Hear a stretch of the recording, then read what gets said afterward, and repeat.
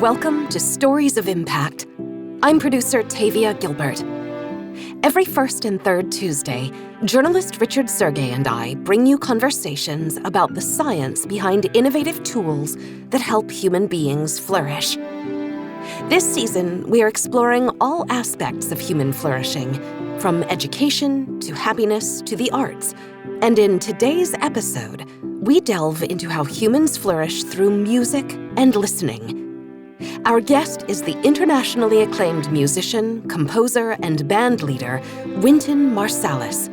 At the age of 60, after a long, successful career, Marsalis identifies not only as a solo artist and a group leader, but as an educator and a leading advocate of American culture. Though he has traveled the world, making music with some of the most celebrated performers on the planet, there is one group of artists whose budding genius and pure pleasure in music making delights him most and gives him perhaps his greatest feeling of flourishing as a man and a musician. Here's Wynton Marsalis. So when you hear a group of kids playing, they just, the way they look, and they just, oh man, I love that. I love that feeling so much. Just to play with them. Sometimes I'll go in the trumpet section. Of course, they wouldn't have any idea of who I was. They think, wow, this guy is here and he's playing with us. Sometimes the little kids, they be third graders, fourth, they look at me and go, man, you're pretty good. How long have you been playing? I'd say, 45 years. And they, to an 8-year-old, they 45 years. They think, are you in the Bible? Yeah, just to listen to them play and to just hear them, the kind of space they play in, And to be honest with you, when I was really on the road all the time, there's not anything I wouldn't do to hear a good elementary school band. I wrote a very complex piece, and at the end of it, I gave our band instructions, play like an elementary school band. We could never do it. When Marsalis sat down with Richard Sergey recently to discuss his own artistic evolution, education was at the heart of their conversation. It was from his famous jazz musician father, Ellis, and from other older musicians that Wynton Marsalis first received his own education, not only in music, but in the powerful act of listening. Listening can unlock the key to understanding. I remember when I was young, I played in a parade with older musicians. Man, I was 9 or 10. I couldn't play. I was just playing, and my father told me, you should always play in relation to what you know. So if you don't know anything, don't play that much. If you know a lot, play more. Now I was in high school. I was playing modern jazz. I didn't really respect traditional music. This is the 70s, man. We had our afros. We didn't think that much about the older music. I think everybody was just Uncle Tom. I'm playing up and down the trumpet. It had nothing to do with the song. So one of the older musicians said, hey, son, can you stop playing up and down your horn and play the music we're playing? So I took exception to him telling me that. I said, man, I'm playing the modern music, man. What y'all are playing that's old. That's not. He said, listening don't get old, son. So that was interesting where he went. He said, listening don't get old, son. He said, if listening is too much for you, settle on being quiet. So it's a humility in listening. It's a humility in genuflection. Music teaches you how to listen harder than you play, because most of the time your experience is listening. That's why I always love to play with great musicians, because I'm going to be spending a lot of time listening. Yeah, I love listening. There's just so much honesty. And the other thing about when you're playing music, when you're doing the best you can do, there's a spiritual thing that's in it. And you can't play down and have the same feeling. Listening is very important. It's a genuflection, and it's the way to understand, because listening has to come before understanding. And then when you can digest your understanding, and you can always hear deeper and deeper into things. I love to listen to silence. As Marsalis matured in his craft as a musician, listening continued to provide a path to maturing as a man and as a citizen. I would listen to the recordings of people who could play, and man, I wonder if we could really actually play like these people are playing, with that kind of depth of expression and virtuosity and insight, play blues, be able to play on harmonic progressions, play inside of a rhythm that nobody really played in, and develop my sound and also to negotiate the relationship between entertainment and enrichment. I was never against entertainment, but I wanted to be a musician who could enrich people with their sound. And I wondered if that was possible, because I didn't see that being rewarded. Enrichment is something that brings you into a more productive relationship with your humanity. And it doesn't mean everybody has to want that. For our culture, obviously, we don't. So that's clear. But those who are interested in delivering that have to deliver that, even though there's no indication or very little indication that there's any type of real interest in that. Marsalis's inner spirit has always led him to offer audiences more than mere entertainment, and his value system and mission have remained strong, despite external challenges.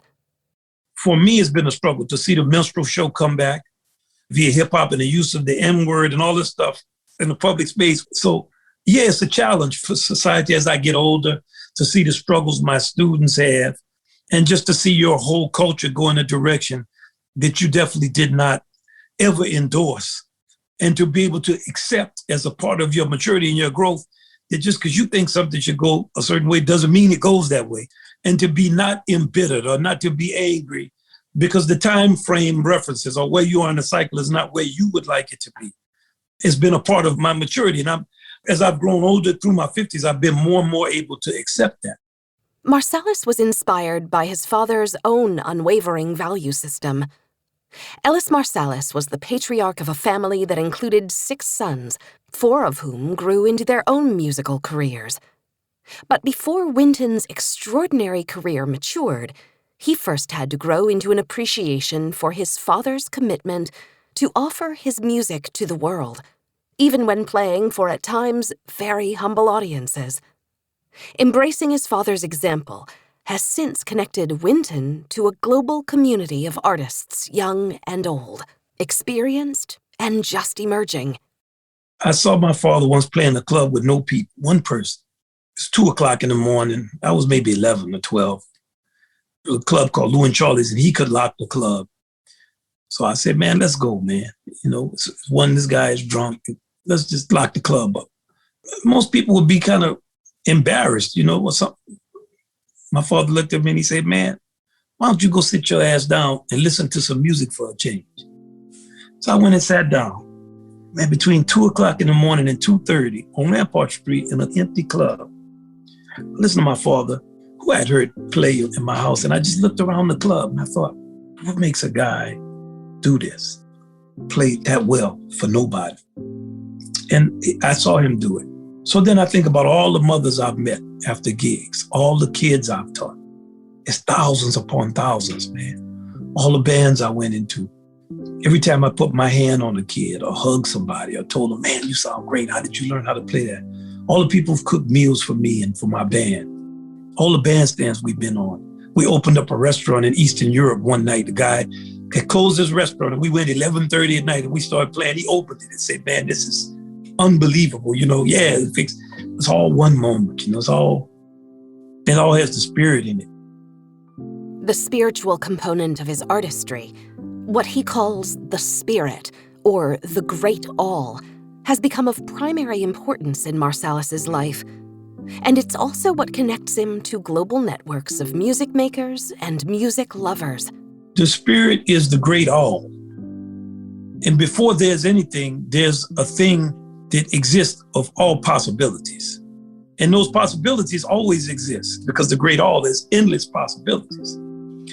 And we all are embodied with a connection to that great, it's an I am. It's always present. That is always. And it is not in a cycle. It's not in a cycle. The great all is so great that we can't comprehend it. But if we are still enough, then we can begin to touch it. It's a depth. It goes deep inside and it's way outside. It's all the opposites reconciled. And it seems like what I'm saying is complex, but it's very simple. For Marsalis, the great all, or endless possibility, is inextricably linked with human flourishing. For human beings to flourish, it means that you have healthy cycles. A healthy cycle it has some disappointment in it. It's like a balanced meal, not dessert. That's a part of it. And you have expectations, productivity, disappointment, failure, success. So when you flourish, you're able to negotiate the range of experiences that come with a cycle. And when you're flourishing, it means you're always stepping toward maturity. And maturity is always the ability to go through all the steps necessary to achieve what it is you know something to be that you would like to achieve. What is Marsalis's definition of human flourishing? I think it's when different parts of a human being are nourished over time, and those parts that can grow begin to grow and continue to grow. It's a balance, and it's a feeling of being inside of an ecosystem that is relatively healthy. Marsalis says flourishing doesn't only come from being part of a healthy ecosystem, but from the fulfillment of one's purpose in life. We all come on earth with different missions, and having an environment that enables you to fulfill whatever that mission may be. And Marsalis says the incomprehensible great all, spirit, will always be embodied in an artist's mission to flourish in their unique self-expression. The spirit is the thing that cannot be defined, but that's very real. It's like what is in Louis Armstrong's sound is what is in the comprehension of Shakespeare, why he can put together terms that are the opposite in such a creative way. To be or not to be, that is the question. It's two opposite things. You take your great poets like William Butler Yeats, as always, these opposites, and great musicians. Well, the musician is speaking in all of those spaces at one time. And the great all is endless creativity, endless imagination. If you put every person on earth together, and you could put that into one person, whew, that would be the greatest and most terrible person ever. And it's about riding the wave, the electric wave of opposites.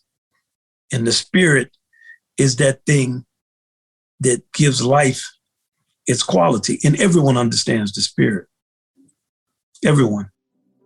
Artists, poets, and musicians express the complexity of their souls, not only for their own joy, meaning, and purpose, but as an offering to an audience, prompting Richard to clarify, so community and flourishing, really important together. Man, there's absolutely no question about that. That's the spirit. It's hard if you have to manifest the spirit by yourself. You're not enough. The fulfillment of Marsalis's own mission, taking his music all over the world and learning from communities of musicians, has allowed him to flourish. His musical mission has enriched his life, both materially and spiritually. But he has no illusions about which means of enrichment is the most sustainable and which offers the greatest pleasure. Sometimes I go to people's homes who are really wealthy, and they're not around anything. And I think, man, I hope nothing ever happens to you because you're not going to make it down. Whereas somebody will have nothing, and they'll be surrounded by neighbors and people they know. Just generally, I think I'm the happier people and the people who I've seen. They've been with people. They've been around people, and they have a community of people, an ecosystem that's balanced. It's through the balanced ecosystem of music making that Marsalis has explored most deeply the universal experience of being human. And such depths are available for any listener to explore. The universality of human experience is inherent in music itself. Music can be understood universally because it's so internal, and you figure the deeper you get inside of a human being, the more we're the same. And when you get to spirit, it is the same.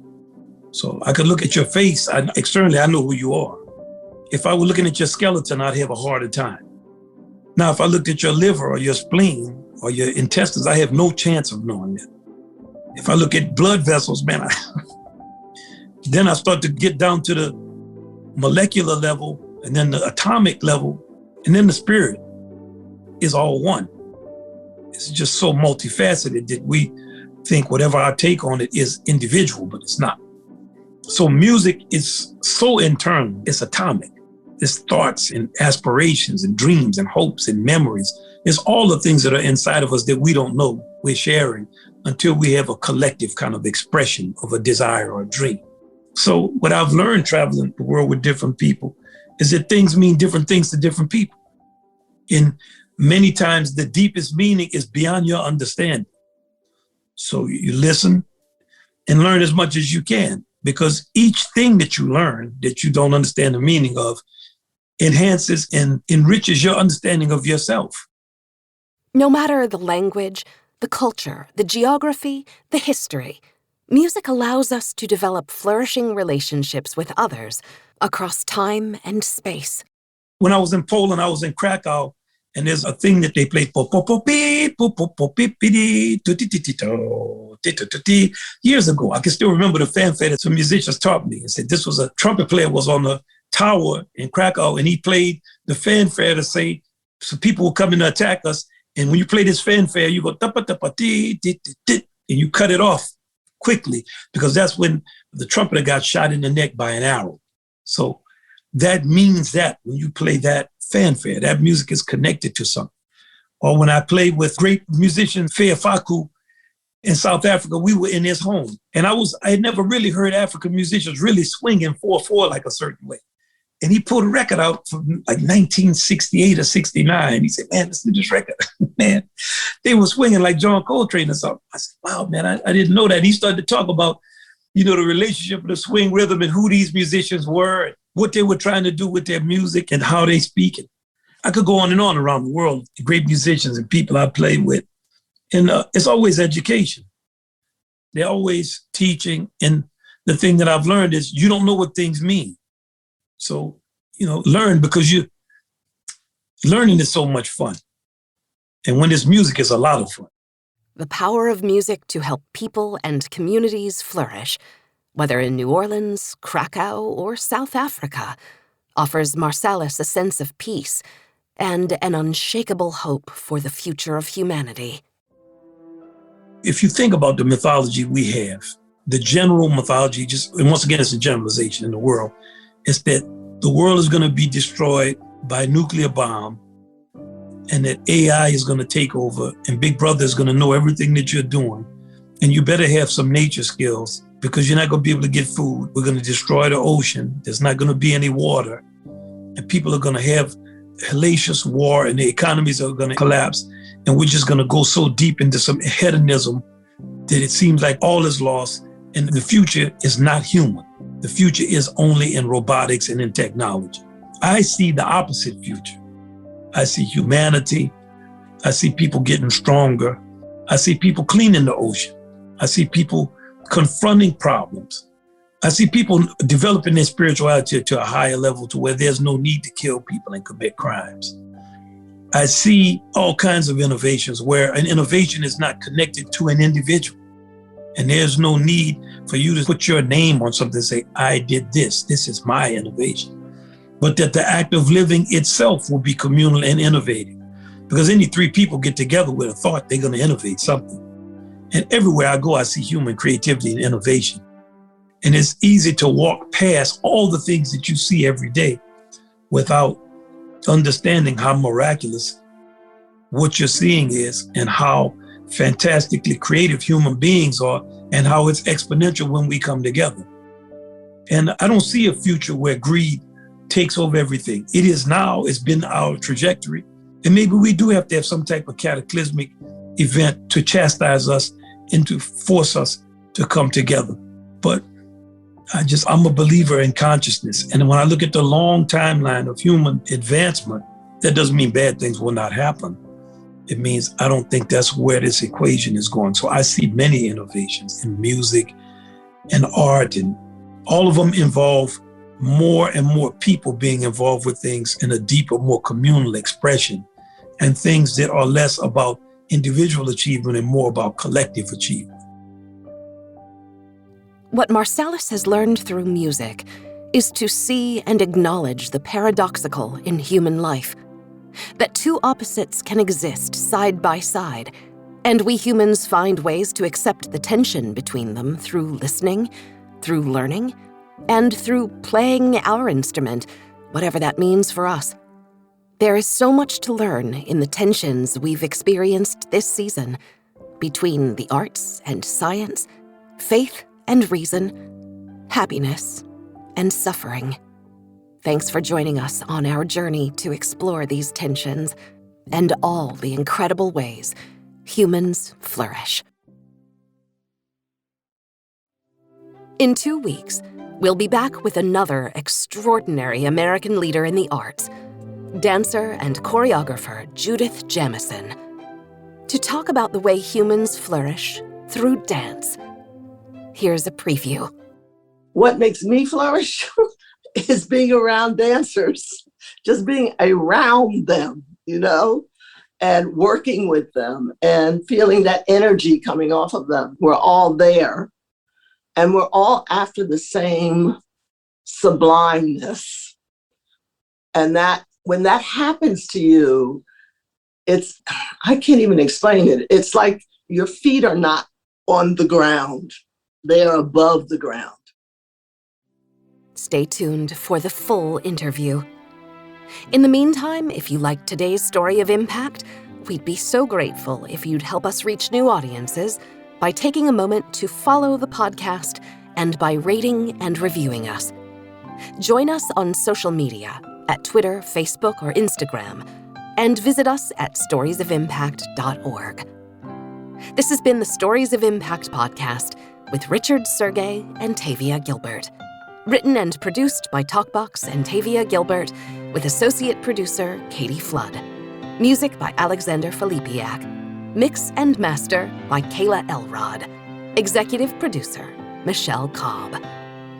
The Stories of Impact podcast is generously supported by Templeton World Charity Foundation.